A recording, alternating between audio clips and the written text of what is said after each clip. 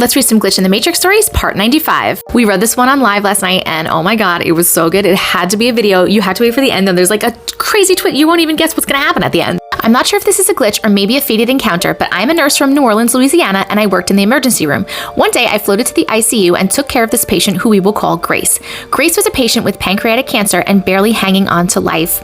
I noticed she had no family with her, so I like to take care of my patients, not just medically. For 1 week straight, I took care of her, brushing her hair, reading stories, singing to her, and praying with her. She was very frail and weak, barely could talk, and she asked me one day could I call her grandson to come visit her. She said that he lived in Lafayette, Louisiana, and that she wanted to see him in the morning. It was a busy day, but I got around to calling her grandson. When he answered the phone, I said, "Hi, my name is Jay and I'm calling because your grandmother Grace wants to see you. She is at the University Hospital in the ICU and this is the number that you can reach me. I will be her nurse for the next day or so." He hung up in my face, so I recalled. He said, "Is this a joke? My grandmother has been dead for over 15 years," and then hung up again. I went into the room and told Grace, was she sure I called the right number? And she said, "Yes, but thank you for trying."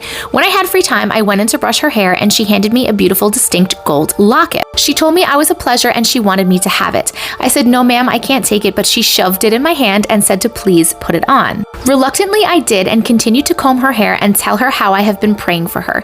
I showed up to work the next morning and got called into the office because of a complaint. My boss told me I called a gentleman and gave out patient information and that is a HIPAA violation. Grace sadly passed away that morning and the grandson was called to see what funeral home to release the body to. The man drove 2 hours to New Orleans and it was not his grandmother. Needless to say, I was written up and baffled that I made sure his information was correct and she insisted that it was his number. Later during the shift, the grandson returns and asks to speak with me. I was nervous, but we spoke in the hallway and said I was sick to play a joke like that. He then looked at the necklace she had given me and said, "How did you get that?" My grandmother was buried with that necklace. I didn't want to say a patient gave it to me, but I said I had gotten it as a gift.